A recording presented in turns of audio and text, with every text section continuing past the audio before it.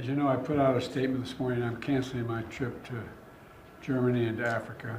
We're going to try to work those out later, but I just don't think I can be out of the country at this time.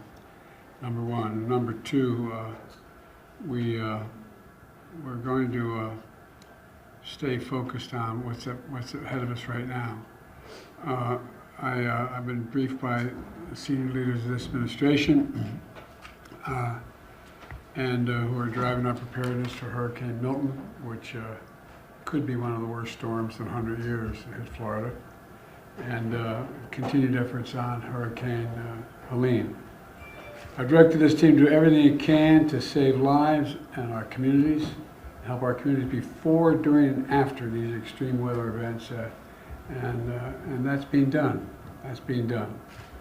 I've spoken to all the political leaders in the region, some of them more than once, and I've told them anything they ask for they can get. We've given, and we've got an overwhelming response, positive response from everyone from the governors of Florida up to North Carolina. And mayors, leaders, local, have expressed their sincere gratitude for the work of FEMA and for the work of my entire administration. Now, I've also surged thousands of federal personnel on the ground across the southeast already and deliver every available resource as fast as possible. And my priority is to increase the size and presence of our effort. And as we prepare for another catastrophic storm about to make landfall, you know, I've been in constant contact with our director of the National Weather Service, Ken Graham, who's kept me informed the last several days of what to anticipate. You never know until it happens, but he's very, very engaged. He made clear to me just how dangerous this storm is, indicating that winds had reached up to 180 miles an hour. 180, that's not guaranteed it's going to hit the shore at 180 miles, but they've reached up to 180 miles an hour. And a possible storm surge as it hits the coast of Florida of 15 feet, which can be devastating. The current path of the storm is expected to Tampa Bay area and cut directly across the state, east to west, all the way across the state, with the potential for this storm to both enter Florida as a hurricane and leave Florida as a hurricane on the Atlantic coast.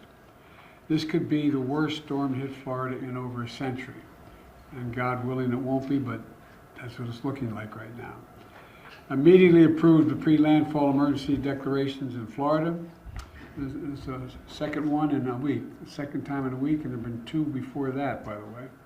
I sent FEMA Administrator Criswell down to Florida yesterday to work intensively with the state and local partners as we prepare to deploy more resources. She's going to continue that work between Florida and North Carolina in the coming days. I'm calling on the airlines and other companies to provide much service as possible to accommodate evacuations and not to engage in price gouging, to just do it on the level. And last night I spoke again with the governor of Florida, DeSantis, and Tampa Mayor Castro, Castor, and I made it clear to them they should reach out, including to me directly, with everything else they may need as they see this storm hits. I gave them my personal number to contact me here in the White House. Most importantly, I've urged everyone currently located in Hurricane Milton's path to listen to local officials and follow safety instructions. You all have been reporting on the highways, shoulders being opened, everybody's heading out. And if you're under evacuation orders, you should evacuate now. You should have already evacuated. It's a matter of life and death, and that's not hyperbole. It's a matter of life and death. So let me add that FEMA has provided 300 ambulances to move people who can't move themselves out of healthcare facilities. And while we prepare for Hurricane Milton, we're still surging resources in North Carolina, Georgia, South Carolina, Florida, Tennessee to respond to Hurricane Helene. And it's real. The impact is still there. And we're going to leave, we're not going to leave until the job is done. It's going to take time, and before it's all over, it's going to take tens of billions of dollars to get it done. And Kamala and I are keeping all of you in our prayers out there. There's a lot of people. The good news is, just before we called you in, I received information that the number of missing persons has been significantly reduced, lost from the first hurricane, but we'll have more information on that later. So that's the situation, and we're not going to leave till the job is finished. It's going to take a while. Sir,